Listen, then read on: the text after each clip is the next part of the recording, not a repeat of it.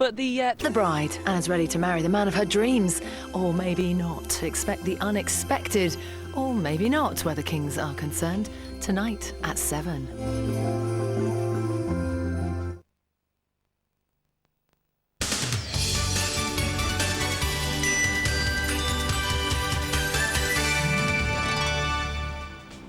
Unions claim 50,000 jobs could be at risk at the Royal Mail. A third of the business may be sold off in the biggest shake-up in a century. Tens of thousands of former public sector workers face cuts in their pensions after being overpaid by millions of pounds. And hospitals across the country are closing wards to combat outbreaks of the winter vomiting bug. Sufferers are told to stay at home. That's what we're talking about on the News Hour today. It's Tuesday, the 16th of December, 2008.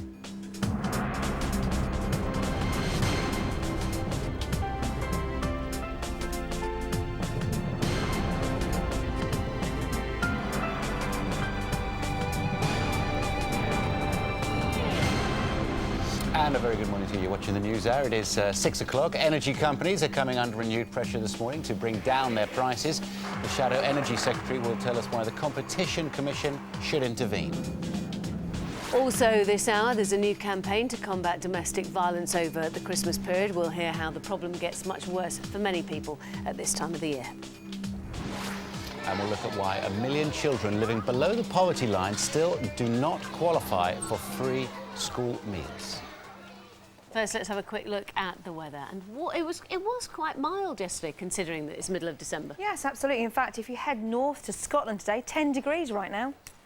10 degrees. Yeah. Yes, amazing. But basking. It's basking, possibly balmy. Hello, good morning. Yes, milder air is trying to move in across the far north of Scotland, where we're seeing some outbreaks of rain. This band of rain is moving from the northwest right the way down towards the southeast, reaching the southeast tonight. In between, we've got much lower temperatures, a chilly start to the day, so you'll need to wrap up warm if you're heading out, and there are some freezing fog patches about, but they will only slowly clear. With the rain comes the wind. Behind we'll see some sunshine and showers, and as you can see, this rain slowly clears away. That's good news for Scotland and Northern Ireland, where it'll feel better than the last few days. I'll give you more details in around 25 minutes. Penny. Thank you very much. Our top story this morning, up to 50,000 jobs could be lost in the part privatisation of Royal Mail. That's according to trade unions officials. A report to be discussed by the Cabinet today will suggest the state-owned business is broken up and up to half of it offered to the private sector, with the closure of around 71 mail centres. Well, Gloria Pierre is at Westminster for us this morning. Gloria. Well, this report has been looking at how to make the oldest postal service in the world fit for the 21st century. And yes, it does look like the answer could lie in selling off a minority share of the Royal Mail to private buyers. The Royal Mail has been suffering from a number of problems, not least increased competition. We all use our email and mobile phones more. So yes, we still sent 79 million letters last year, but that's 5 million fewer than the year before. The report is also expected to look at the need for modernisation of the Royal Mail to update its practices and its equipment too. Now, in order to make the Royal Mail attractive to any potential private buyer, the government will have to address the pensions deficit, and the taxpayer could have to foot the £7 billion pension black hole. Now, many Labour MPs will be very angry. Any suggestion that the private sector could be used in the Royal Mail, trade unions, as you say, they are warning about tens of thousands of job losses, but the government will insist they are just trying to create a postal service fit for the modern world. Gloria, thank you very much. 3 minutes past 6, the news with Michelle this morning. Thanks, Andrew. Good morning. Thousands of retired public sector workers could face cuts in their pensions next year after it was revealed they've been overpaid for years. Huge numbers of ex-military personnel and NHS staff are said to be caught up in the error. The government said it won't claim back the money, but will instead reduce future pensions payments. Norovirus, the sickness bug that affected more than 3 million people last year, is back, and some hospitals have already declared a black alert, meaning operations are cancelled and only urgent admissions are allowed. Jonathan Swain is at the A&E department at the Basingstoke and North Hampshire Hospital this morning. Jonathan. Morning, Michelle. Christmas just around the corner. The norovirus is the last thing we all need, isn't it? But it is spreading rapidly around the country, putting A&E departments like this under a huge amount of pressure. And some hospitals, like the ones in Norfolk, are on black alert, as you say, where they're cancelling all non-urgent operations. And the staff here say they are seeing some people walking through the doors showing symptoms. This is the last thing you should do. You should really stay at home. All you're doing is putting the staff and other patients here at risk. So the advice is, if you do have norovirus, well, to rehydrate and drink plenty of water, not to drink any milk. Let nature take its course. The sickness and diarrhoea will actually clear after 2 or 3 days. And the advice on how best to avoid norovirus, well, keep yourself clean. It's very important to keep your hands washed to stop the virus from spreading. If someone in your house has it, well, make sure you keep the bathroom clean after them. Use some bleach to, again, stop it from spreading. And if the symptoms do persist after 2 or 3 days, well, call your GP or call NHS Direct. The advice, though, even if for 2 or 3 days, don't come into an A&E department like this. As I say, you'll only spread the risk, or it's spreading even further. Jonathan, thanks for that. Up to 1.5 million children living in poverty are missing out on free school meals. A bureaucratic loophole means that when low-paid parents receive working tax credits, their children are no longer entitled to free hot meals at school.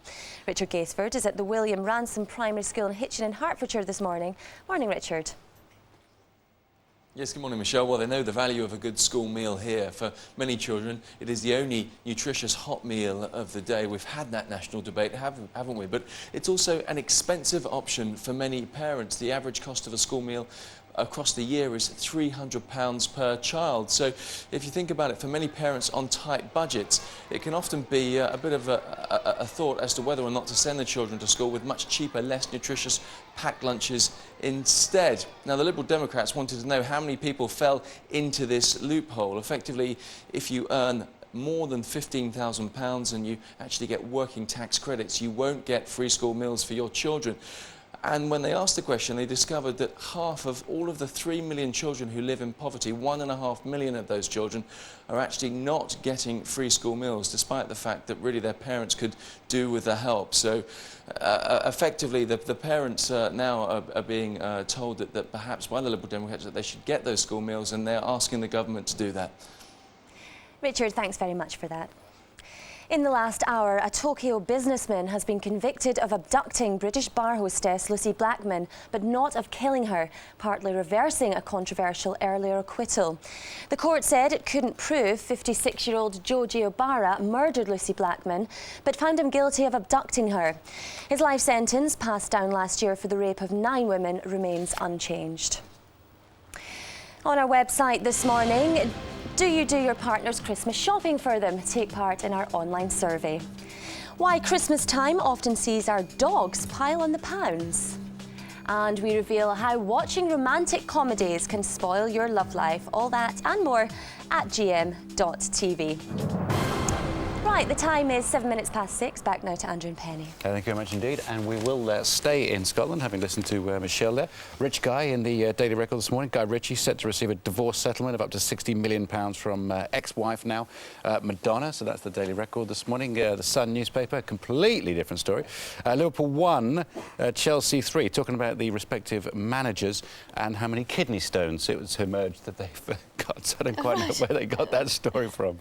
The divorce of Guy and Madonna there in the Daily Mirror. And Strictly Payback U-turn, as the BBC have agreed to refund voters. Semi-final at the weekend, and nobody was eliminated, of course.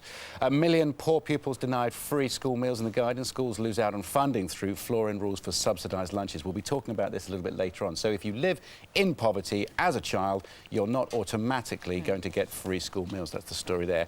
And Bernard Madoff, I believe is the way you say the man's name, in The Independent, bags billionaires, charities, film stars among victims of a £50 billion or $50 billion fraudster. Who knows exactly how much we're talking about yet? Well, it is awful. And as they were saying in one of the papers, the tentacles spread far and wide. And in the Daily Express is on the front page there because pensions are being hit by that £30 billion fraud. British banks, as we know, facing huge losses. I think particularly HSBC and Royal Bank of Scotland.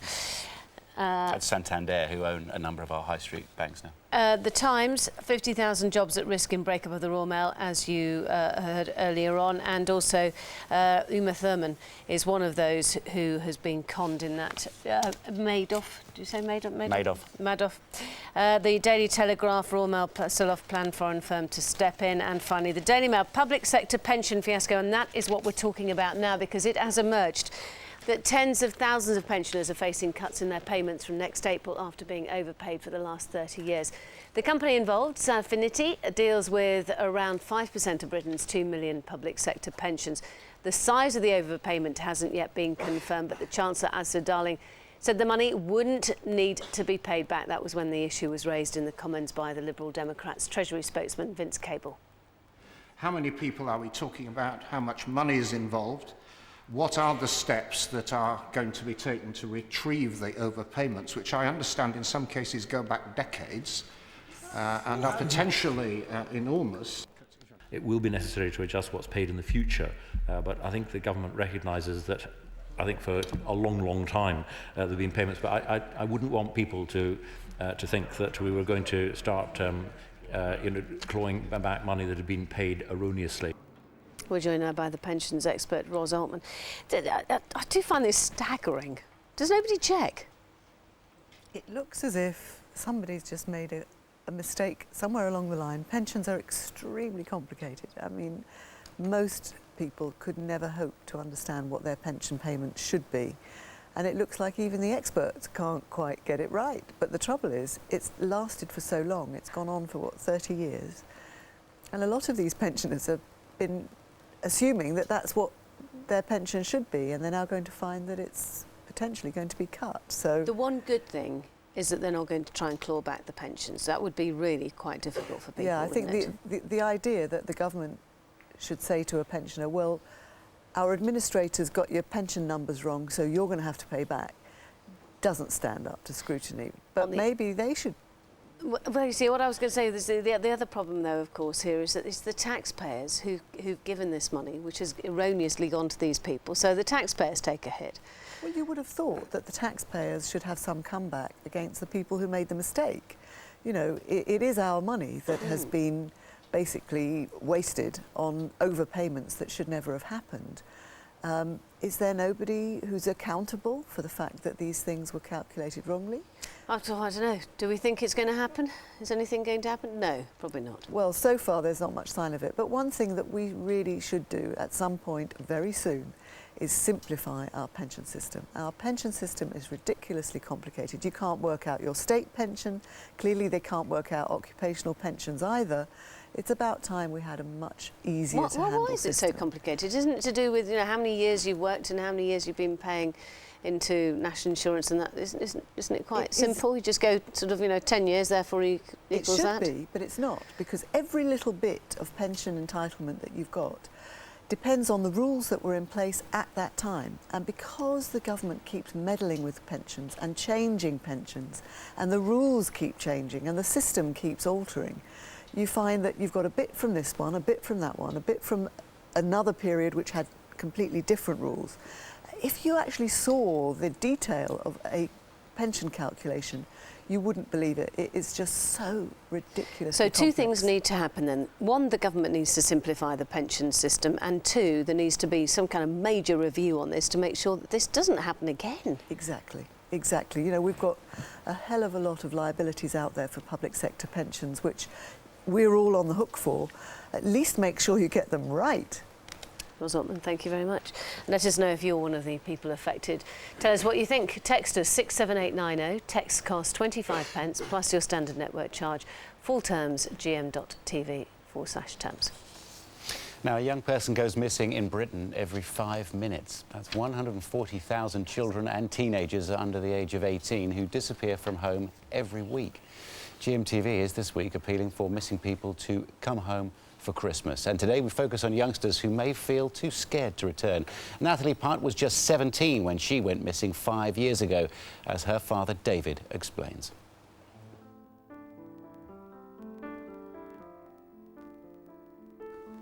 My daughter went missing, age 17, on the 1st of September 2003. She was very bubbly, lots of friends. She just had a baby, and obviously when the baby was born, she had to calm down a little bit. But apart from that, she still enjoyed herself. The day that Natalie went missing, I never actually saw her because I was working away. But I had a phone call saying that Natalie had gone out to buy cigarettes, and the nearest shop is between 5 and 10 minutes walk, and she never returned. It is difficult. There's not a day goes by that I don't think of her. But I've just got to go and get on with it. We're joined now by Natalie's half-sister, Rebecca Coggins. Becky, as we've decided that you're going to be called this morning. Good morning to you. Jo Yule is here. She's from the charity Missing People. Good morning to both. Becky, can you tell us about the last time you saw Natalie? Oh, the last time I saw Natalie, we all went out for we all met up. There was me and my family, and we met up with Natalie and her partner and the baby. And we all just had this wonderful family meal, and just a beautiful, beautiful thing. It was just a lovely day out. She just had the baby, and he was just so beautiful. He really was, and she was so proud. And you were very close? Oh, extremely. At that point, we were extremely close. Just had a baby? Yeah. So what on earth could she have been thinking, or what pressure could she have been under? You must have asked yourself so many questions. We've asked ourselves over and over and over again. There was nothing there, you know. There was no signs of anything else. No. I just think that obviously having a baby is one of the biggest things in a woman's life. Sure. And I think that, you know, she coped so fabulous. It was absolutely amazing to see. When you guess, when you try and put all the pieces of the jigsaw together, you see a picture of her or think about her, which is probably every day. What do you think has happened? I dread to think. You fear the worst? Sometimes. And then other times optimism? Other times I think that she's probably just gone off with somebody who's very rich, hopefully. So she's rich, she's married. Yeah. And she's happy. Well, that would be nice. It's not always the case, but you'd love her to get her in touch. Absolutely. Jo, how typical is this particular story? I think it's quite unusual. Most young people who do leave home or go missing, run away, return relatively quickly, and a lot of people will contact our helpline in a very short amount of time, so it is quite an unusual situation. Is it more often girls and young women that go missing? In the younger years, young girls tend to run away more than boys, but it is a pretty equal split between the two. Why do they go missing? Lots and lots of different reasons. Often it can be a big argument at home, a small argument at home, mental health reasons, feeling down, feeling a bit depressed, but often it really is a cry for help, and I really need some help and I want people to know about it, getting a bit of space and trying to reach out. Natalie Putt is her name. I mean, if she's watching, or if anybody who knows her is watching, it's not as though either of you need her to come back with sort of open arms and embrace a previous life, if that's a problem, is it? It's literally just a text, a phone call, or a letter. At the Runaway Helpline, we've just launched a brand new text service for young people to get in contact, and we know that getting in touch in this way, where the calls can't be traced, it is confidential, often is the first step to reaching out and making contact and putting some people out of that horrible limbo of really not knowing where their relative is and how they are. If she's out there now watching, or somebody out there who knows where she is watching, what would you say?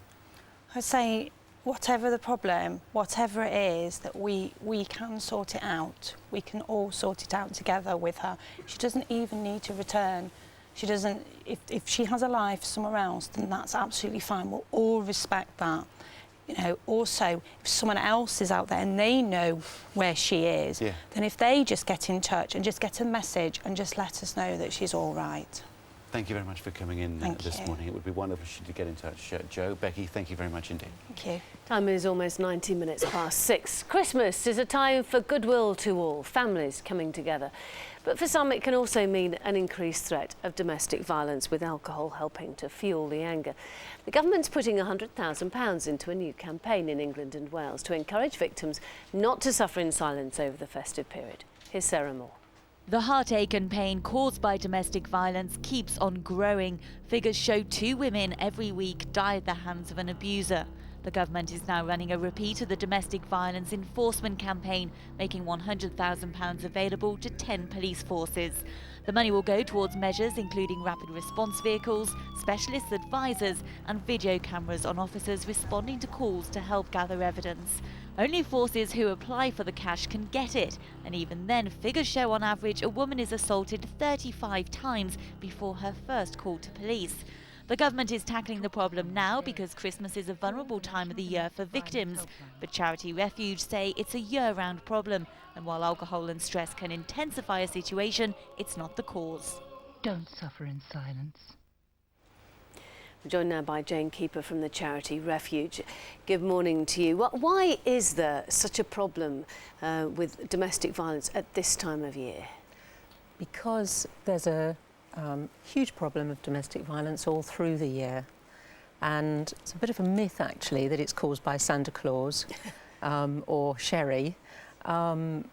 Sadly, at Refuge we take 400 calls every day of the year, all through the year, from women who are desperate to get help, to get away from their violent husbands and partners. And we are mostly talking about women who are abused as opposed to men. 89% of repeat victims are women. And I suppose but the point is that people do see it more perhaps happening at Christmas time because, of course, you know, people are off work, there's a bit more alcohol around, yes, etc. I think if you haven't actually experienced domestic violence, you can imagine the stress that we all experience at Christmas and try to sort of extrapolate that and think, well, perhaps that causes domestic violence, or, you know, you've had a bit of alcohol, perhaps that causes it. But actually the problem's much deeper than that. We know many young boys growing up, 1 in 5 young boys think it's perfectly acceptable for a man to beat his wife or his partner. So the attitude, 1 in 10 girls, but 1 in 5 boys. That is quite a staggering statistic. Now, the government is putting £100,000 into this campaign. I know it doesn't sound very much, but what's that going to achieve? Well, Refuge really welcomes this sort of initiative. It sends exactly the right message to perpetrators that even if they think it's acceptable to beat your wife in the 21st century, the police don't share that view. You will be arrested, you will be charged. And it sends exactly the right message to women that you're not alone. You do not deserve to be terrified in your own home. You have every right to get help, and neither do your children. So it sends all the right messages.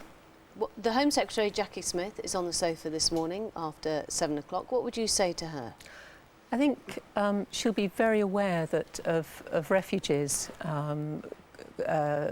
contributions to the government's recent Select Committee on Domestic Violence, which were namely that a third of the country's got no services at all, no help for victims. We need to do something about that. We need a fully funded national strategy to address this problem. Until we have that, we'll have the sorts of problems that Refuge faces every day, the lack of training of professionals. So I think of women we've helped just recently. I think of the partially blind woman who the police say, you know, when she's in accident and emergency department, well, if she won't give us a statement, how can we help her? I think of the stabbed woman recently who the nurse in accident and emergency says, well, she can't stay here, as if she wanted to stay in a hospital. So we need more training, it's more about funding, training and funding. A national strategy.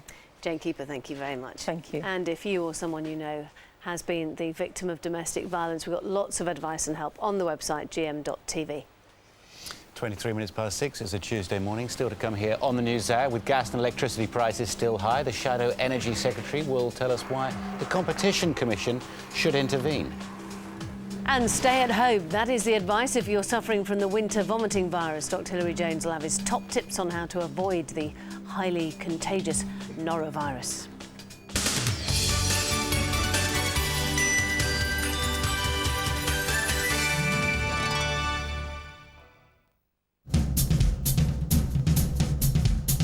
Jingle bells, jingle bells, jingle Get ready for a Christmas spectacular. Some of your favourite stars make a comeback to compete on ice. But this time it's Team Torville versus Team Dean.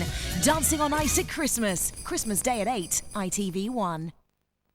When colds or flu make you feel ill deep down, Albus Power Flu has the power to get you through. Nothing treats more cold and flu symptoms than the powerful multi-relief tablet, plus a chewable vitamin C tablet to support your immune system. Ask your pharmacist for Albus Power Flu, the power to get you through. Mr. Muscle, super scientist. Oh no, it's such a mess. I need help. I've got just the solution. Mr. Muscle! That's right. Mr. Muscle Kitchen Cleaner. It's scientifically formulated to help tackle tough grease and leave surfaces sparkling clean. Wow, thanks, Mr. Muscle. No, thank you. Mr. Muscle, I need help. Gotta go. Bye, Mr. Muscle. Mr. Muscle Kitchen Cleaner, the science of tough cleaning. British topside for family and friends. Better than half price. The Cooperative. Good with food. Raw, painful sore throat. Give it something you can feel working. Cavonia Sore Throat Spray with Clout. Part of the Cavonia range. Join Colin and Howard. You're living in my spare room and your wife's run off with a Frenchman. Come on, lad! As they test their friendship. Well, he's just got himself into this losing mentality. You know, he's lost Paulie. Now he automatically assumes he's going to lose everything else. To the limit. Clash of the Santas, Sunday at 9, ITV1.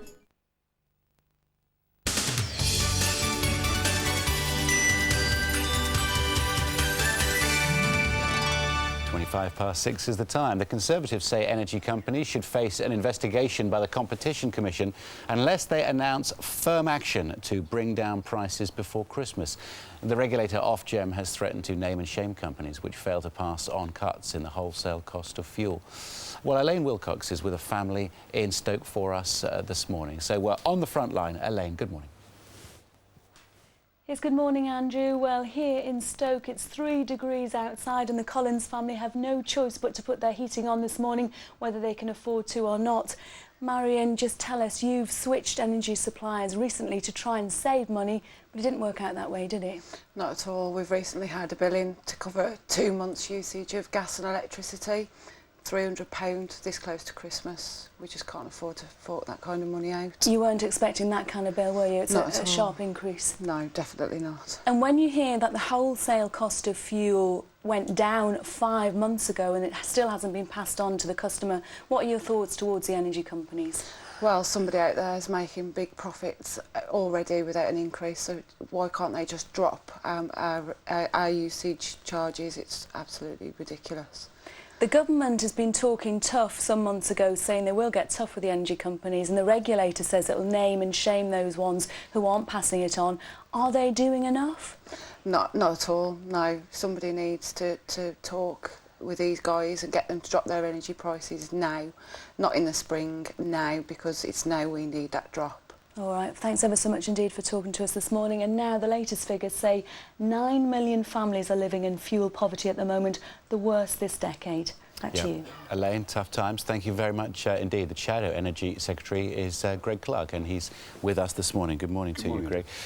Do you think that they've had long enough, then, the energy companies, to bring down prices? Well, I think, given that gas prices, for example, have gone up by 50%, but we've seen that the oil price has fallen by 2/3, I think there's a problem here. We want to know what's going on. And I think it's about time customers knew when their prices are coming down and by how much. But they're private firms. They can charge what they wish, and then it's up to them to suffer the slings and arrows in the marketplace. There is competition. There are 6 companies. Well, 6 companies is not a great deal, and it's interesting how closely the prices have moved together between them. They're a regulated industry, and the Competition Commission is there to look to see whether actually the competition that should be working is working in favour of consumers. Do you think that's going to actually happen, though? Well, I think I'm calling on the government to introduce this if they don't announce price reductions before Christmas and say exactly when they're going to kick in. Because this business about buying fuel in advance, which is what they say stops them making immediate price cuts. If you buy something in advance, then surely you know when that price is going to fall in due course. You're able to act on that because you've got that advance So you information. don't buy the argument that they have bought the fuel at a higher price, and to maintain their profit margin they have to keep it high even though the price has come down. They say they bought high and they need to sell high, I guess. I'm sure that's true. I'm sure they have bought high, but they bought high in advance, so they know when that contract is coming to an end, and they should be able to tell consumers specifically when prices are coming down and by how much. They should be in the position to do that. If they don't do it, I think we need to get to the bottom of it, and the Competition Commission needs to act. Are Ofgem doing enough for people like Marion? I don't think they've done enough so far. I think the fact that we've been waiting for month after month after month with no sign at all that prices are coming down, despite the fact that everyone knows that the oil prices are falling. You see petrol prices falling on the forecourts now. Why aren't gas and electricity prices falling? OK, legitimate question, I suppose. Greg Clark, thank you very much indeed for coming in so early this morning. Thank you very much. It's a smidge off 6:30. High time we got the weather. Here's Claire. GMTV weather, sponsored by Nestlé Shredded Wheat. Shredded wheat and hot milk. They're a perfect winter warm-up. Hello there. Now, for those of you who don't want a cold Christmas or even a white Christmas, at the moment it's looking mostly dry. We could see some rain across the far north, rather breezy, and temperatures around normal. In fact, as we head through next week, the early part of next week, it could turn milder. This morning we are seeing some mild air, particularly across central and northern areas of Scotland, but elsewhere, because of some clear skies, fog has formed, and it will be slow to clear, particularly across the Midlands as well as southeastern areas of England. Some freezing fog in places. We can see where the rain is and also the mild air. Up towards the north and the west, it's clipping Northern Ireland as well. Down towards the southeast, that's where the skies are a little bit clearer, hence the reason for saying low misty cloud as well as the fog. So this is where the rain is now. It is going to be moving from the northwest right the way down towards the southeast. What that means is most of us seeing the rain through today. I think not reaching the southeast till much later on in the evening. And then behind it, we're seeing some clear skies, hence the reason why we see a cold night tonight, and also some wintry showers across the far north. So Wednesday's looking like a better day for many areas as we see those clear skies, some sunshine, and then more rain comes in later on.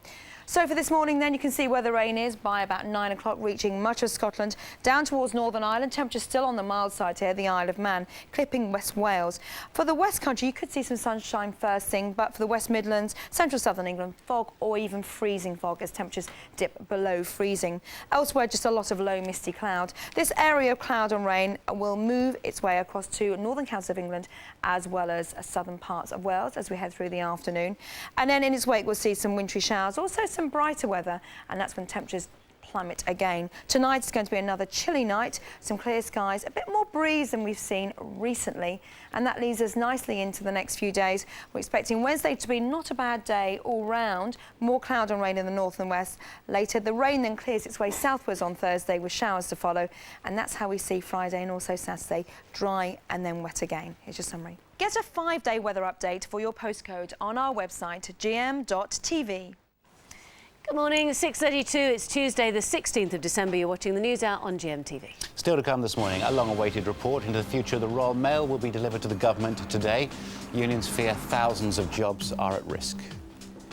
Dozens of hospitals across the country are closing wards to combat the spread of the winter vomiting bug. Dr. Hilary Jones will have the latest advice on avoiding the norovirus.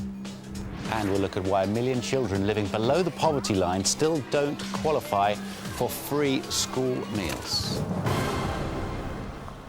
Our top story this morning, up to 50,000 jobs could be lost in the part privatisation of Royal Mail, according to trade union officials. A report to be discussed by the Cabinet today will suggest the state-owned business is broken up and half of it offered to the private sector, with the closure of around 71 mail centres. Well, Gloria De Piero is at Westminster for us this morning with more. Good morning. Good morning to you, Andrew. Yes, this report has been looking at how to make the oldest postal service in the world fit for the 21st century, and the answer could lie in selling off a part of the Royal Mail to private buyers. Change is necessary, argues the government. The Royal Mail is suffering from increased competition. We use email, mobile phones more. Yes, we sent 79 million letters last year, but that was still 5 million fewer than the year before. The report is expected to focus on the need for modernisation of the Royal Mail, updating equipment and business practices too. But to make the Royal Mail attractive to prospective buyers, the pensions deficit will have to be addressed, and that could mean taxpayers footing the bill for the £7 billion pensions black holes. Now, many Labour MPs will absolutely be furious about any suggestion that the private sector could be used. Now, Royal Mail trade unions already warning about big job losses, but the government says it needs to create a modern post office for the modern world, and that's what this is about. OK, Gloria, thank you very much indeed. 26 minutes to 7. Here's Michelle at the news desk. Thanks, Penny. Good morning. In the last hour, a Tokyo businessman has been convicted of abducting British bar hostess Lucy Blackman, but not of killing her, partly reversing a controversial earlier acquittal. The court said it couldn't prove 56-year-old Joji Obara murdered Lucy Blackman, but found him guilty of abducting her. His life sentence, passed down last year for the rape of 9 women, remains unchanged. Thousands of retired public sector workers could face cuts in their pensions next year after it was revealed they've been overpaid for years. Huge numbers of ex-military personnel and NHS staff are said to be caught up in the error. The government said it won't claim back the money, but will instead reduce future pensions payments. One thing that we really should do at some point very soon is simplify our pension system. Our pension system is ridiculously complicated. You can't work out your state pension. Clearly they can't work out occupational pensions either. Up to 1.5 million children living in poverty are missing out on free school meals. A bureaucratic loophole means that when low-paid parents receive working tax credits, their children are no longer entitled to free hot meals at school. Richard Gaisford is at the William Ransom Primary School in Hitchin in Hertfordshire this morning. Morning, Richard.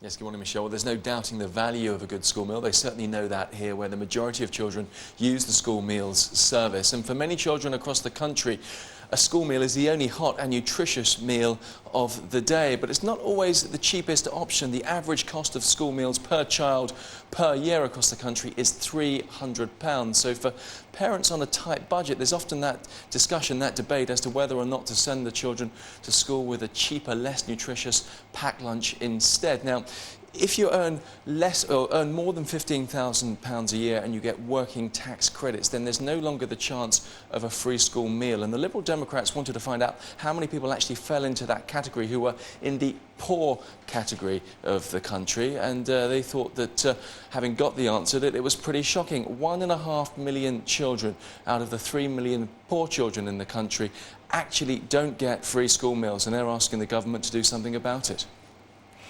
Richard, thanks very much for that. A new government campaign to help victims of domestic violence over Christmas doesn't go far enough, according to experts. 10 areas in England and Wales are to receive £100,000 between them to tackle the increased risk over the festive period. But charity Refuge says while it's glad to see extra funding, there should be more of it available to all areas. The report into this summer's SATS test fiasco is due to be published today. The report follows an independent inquiry which looked at delays in the marking of the tests, which affected more than 1 million school children. The head of the government's schools testing agency, Dr. Ken Boston, resigned over the affair on Saturday. Let's take a look at what's on our website this morning.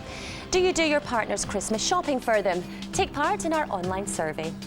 Why Christmas time often sees our dogs pile on the pounds. And we reveal how watching romantic comedies can spoil your love life. All that and more at GM.TV. Now, keeping up with the Joneses is always a concern when it comes to Christmas decorations, but this family seem to have it licked. Greg Howe had to have his 35-foot tree cut into 3 parts and remove a window to get it inside his house in Bournemouth, Dorset. The £250 tree is decked out with 160 baubles, 2,000 lights, gifts underneath and a star at the very top. The time is 6:38. Here's what's happening now where you are this morning.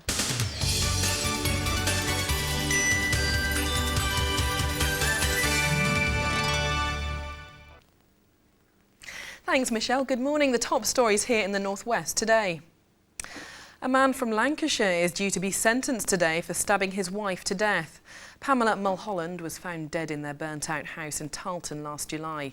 Her 58-year-old husband, David Mulholland, has pleaded guilty to murder.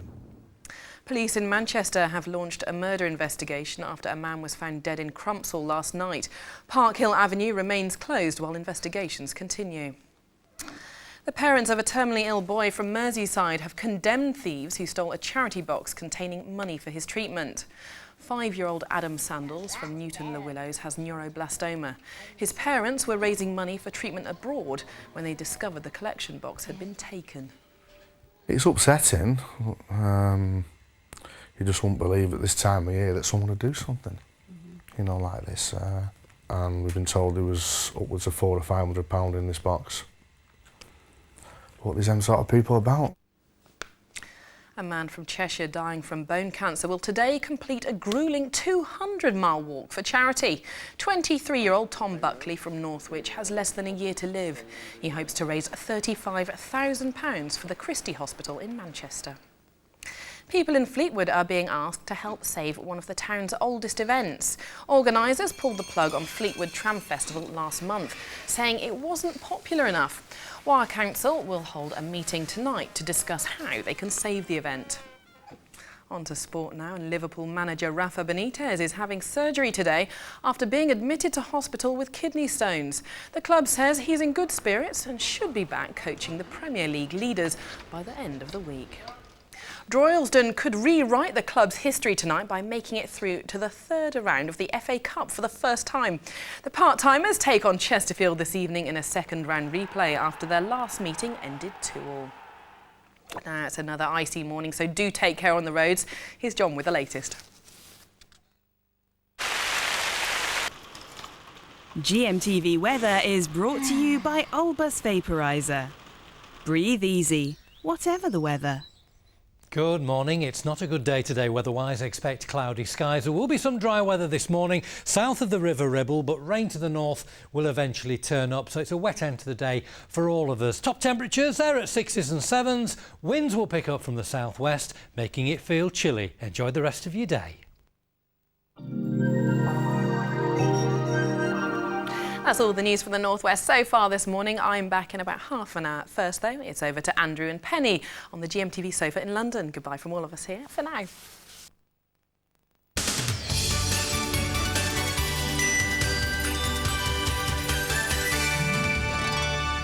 Just gone 20 to 7 this Tuesday morning. The papers, The Independent, the man who conned the world, scandal deals fresh blow to financial confidence. Of course, this is Bernard Madoff, with 30 billion off with an awful lot of money. we think. Yeah. Strictly payback. Daily Mirror says Strictly, BBC are going to pay back the money that was spent on the voting at the weekend. Million poor pupils denied free school meals. We'll be talking about that in just a second. That's The Guardian. And Royal Mail sell-off plan, foreign firm to step in. We talked about that a little bit earlier on. And this one's just for Penny this morning. Look at Matt in the Daily Telegraph. You know that journalist who threw that shoe? Two shoes. Two shoes. Look, it says here, pointy end. Whippy laces, clumpy heel. UK could be hit by shoe within 45 minutes, and it says Iraq's WMD found. Weapons, yeah. He's good, Matt. He is, always reliable. Dozens of hospitals across the country have been closing wards to combat outbreaks of the winter vomiting bug. Cases of the highly contagious norovirus are expected to peak this month. Sufferers are being urged to stay at home and away from doctors' surgeries and hospitals to try to stop it spreading. Dr. Hilary Jones is in North London for us. And Hilary, you've got a patient there. Pretty nasty virus.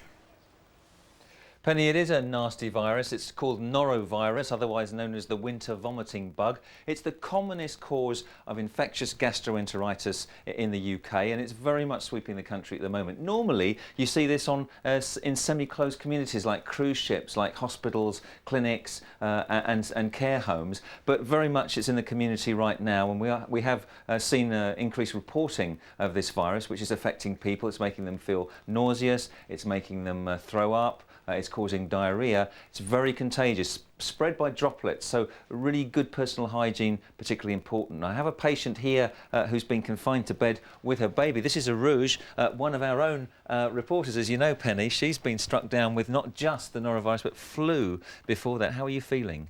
Well, I've been in a terrible state, and because it's spread by droplets, as you say, I've managed to pass it on to the baby, and the baby's been vomiting since the weekend.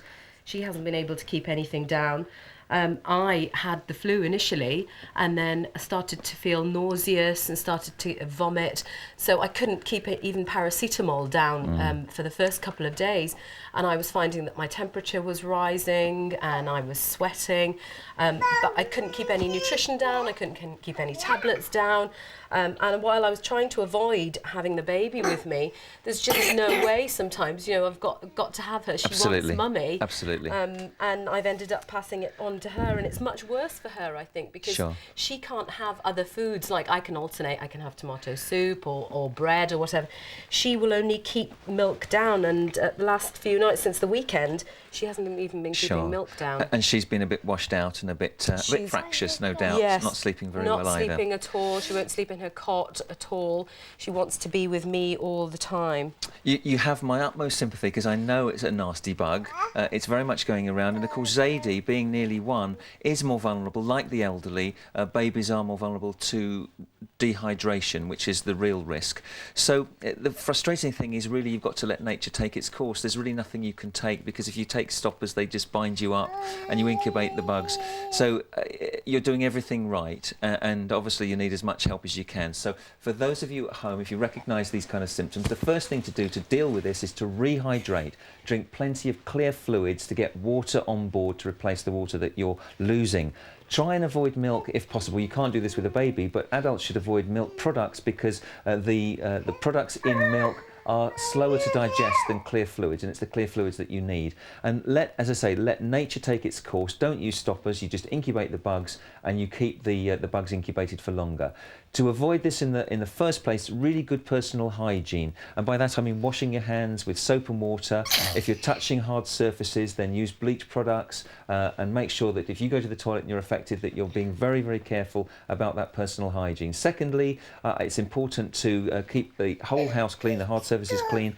And if it's still there after 48 hours and you're poorly, then contact your GP for further advice. You can't just assume it's norovirus. There are other things that can cause nausea and vomiting, and you need to check if after 48 hours you're still suffering. But there's plenty of information there on our website, and this is going around at the moment. Taking care really does make a difference, and hopefully Arouge and Zadie will be better soon. That's lovely, Hilary. You're feeling really, really well, really, really unwell, really rough, and then you get a GMTV camera crew and you hanging about in your bedroom. Thank you very much. Oh, but we're good for people. Thanks to Arouge. Still to come on this morning's news hour, calls for a change in the rules after new figures reveal 1 million children living below the poverty line still don't qualify for free school meals.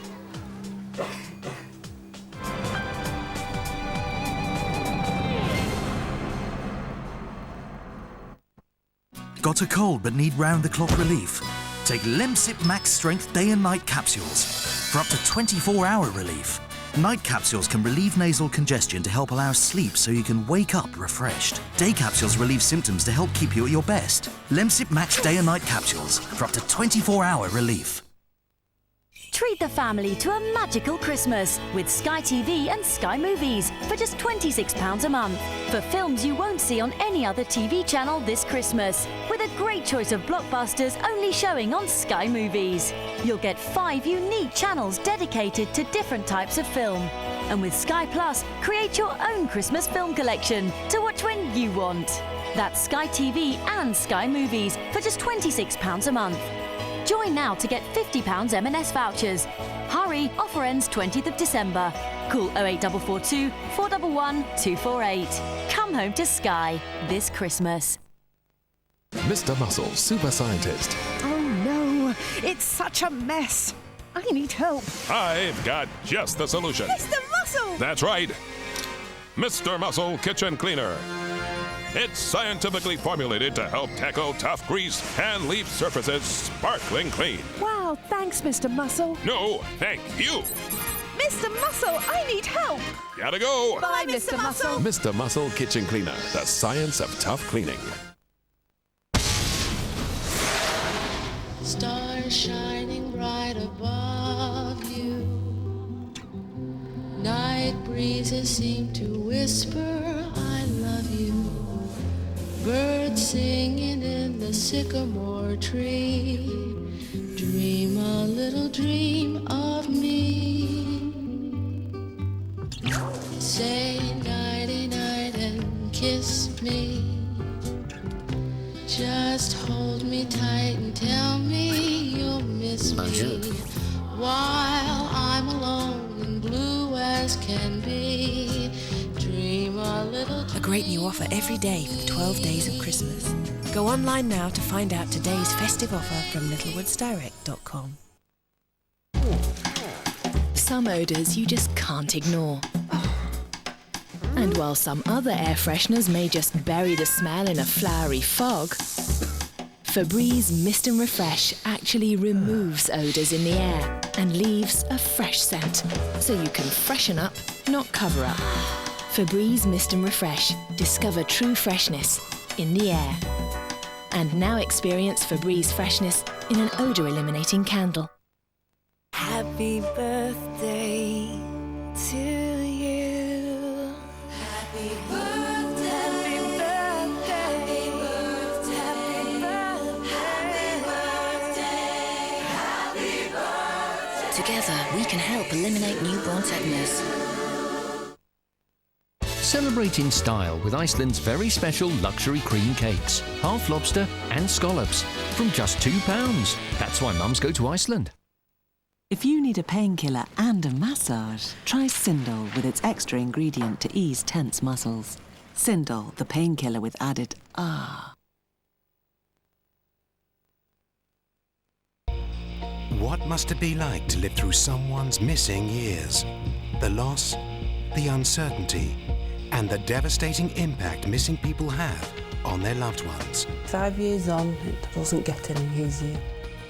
Home for Christmas continues tomorrow on GMTV.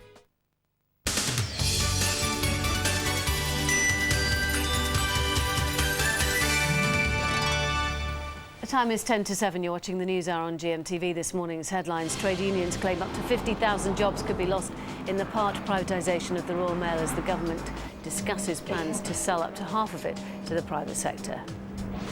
Thousands of retired public sector workers could face cuts in their pensions next year after it was revealed they've been overpaid for years.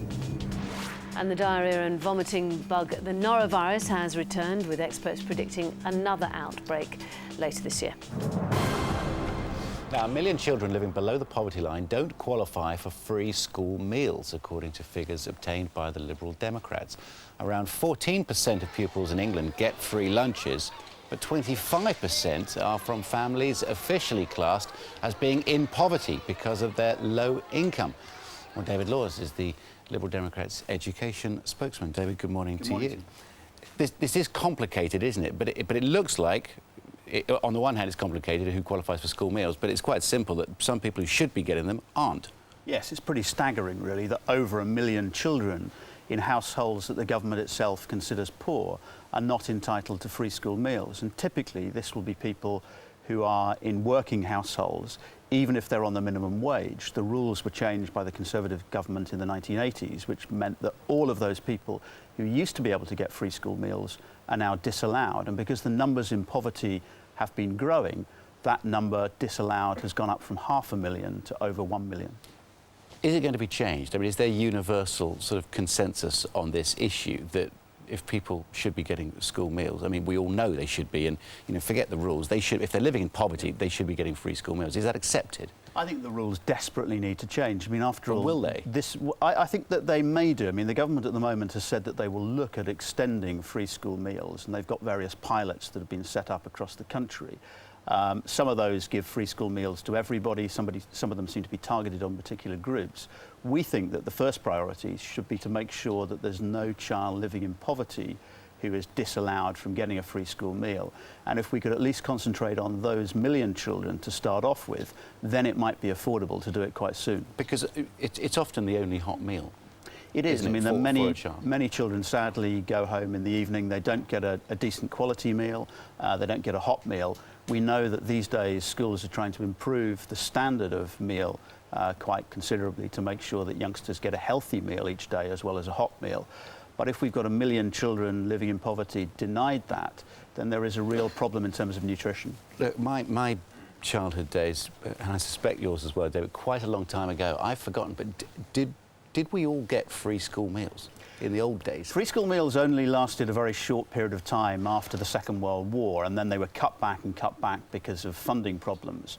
But I suspect when you and I went to school, that this group of poor children were actually covered. They did get free school meals, and it was in the late 1980s that the Conservative government then withdrew free school meals from those people in households where somebody was in work. And of course that also penalises people who desperately try to get back into work but end up on a very low wage, maybe the minimum wage, because suddenly they lose the free school meals. So it's doubly unfair. OK. David Lewis, thank you very much indeed for coming in this morning. And that's it from the news. Our Fiona and Ben will be here shortly with GMTV Today. And I knew Il Divo were in because just outside the building there's the normal group of ladies. Il Divo in with Amazing Grace this morning. Talking of ladies, Claire is here with the weather next. GMTV weather, sponsored by Nestlé Shredded Wheat. Shredded wheat and hot milk. They're a perfect winter warm-up. Hello there. Now, I do hope those ladies outside waiting for Il Divo are wrapped up warm, because it's a chilly start today across many parts of the country, away from central and northern areas of Scotland, as well as Northern Ireland, where we've seen some milder air move in. Fog is a problem further south, particularly for the Midlands as well as the southeast, and it will be slow to clear as we head through this morning. We've got rain to the north. That's a band of rain which is moving across from the northwest, and eventually it will move right the way down towards the southeast. Heading underneath the cloud, it's very thick in places. We can see where the rain is. And in fact, this rain, I'd say, could cause a few problems this morning as it gradually moves across Scotland into Northern Ireland as well as Northern England. But behind it, we could see one or two wintry showers. So we progress the rain down towards the southeast, clearer skies, and those wintry showers coming in, particularly during the early hours of the morning for a time. Wednesday's looking like a much better day. We lose the rain in the southeast, then most of us seeing some brighter weather, some sunshine. It's a good day to head out and do some Christmas shopping. This morning then, if you're heading out across Scotland, do remember your umbrella. It's a breezy start to the day. We are seeing outbreaks of rain. Brighter skies are eventually emerging from the far northwest. This rain extends down towards Northern Ireland, but look at these temperatures on the mild side. Head across to England and Wales, it's a slightly different story. Freezing fog patches, a lot of cloud generally, and temperatures are close to freezing, so a chilly start to the day. Eventually the wind will pick up, particularly across northern counties of England, as we go through the afternoon, and that cloud and that rain moves across. So this is the picture this afternoon. Border regions still seeing that cloud, but for Northern Ireland and much of Scotland, despite the wind, you should see some sunshine, so not feeling too bad. Temperatures could fall a little bit, and one or two wintry showers later on in the day. This area of cloud and rain then moves across to Wales as well as the West Country, eventually reaching the Midlands, and it will move down towards the southeast, I think by around mid-evening. It clears away from the southeast during tonight, leaving clear skies, and that leaves us on Wednesday with a much better day to come. And then another band of rain moves in, a narrowing band, again spreading from the northwest down towards the southeast. And then come Friday into Saturday, we're expecting more rain in the north and the west. Elsewhere, mostly dry. Here's your summary. For your local 5-day weather update, visit our website, gm.tv.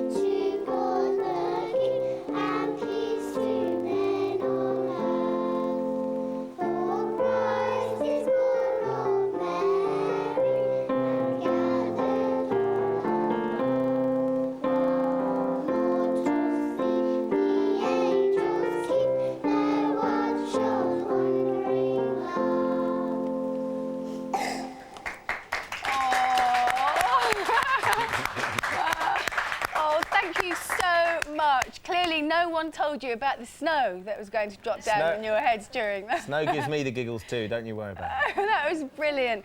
That's the children from the Stoke Poges School in Buckinghamshire with their piano teacher, Anne Frank. Thanks, guys. You. You're watching GMTV today. It's Tuesday, the 16th of December, 2008.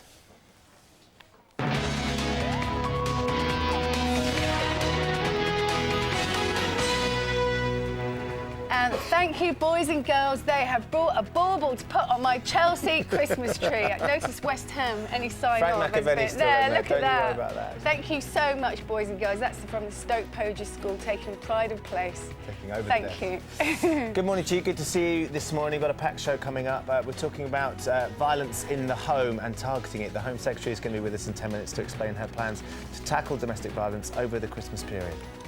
And do you think you're being overcharged by your energy company? Are Chelsea going to win the Premiership? Money expert Martin Lewis joins us to tell us what we need to do to fight back, because I think most of us think we are being overcharged. And Richard Branson's going to be joining us with his children.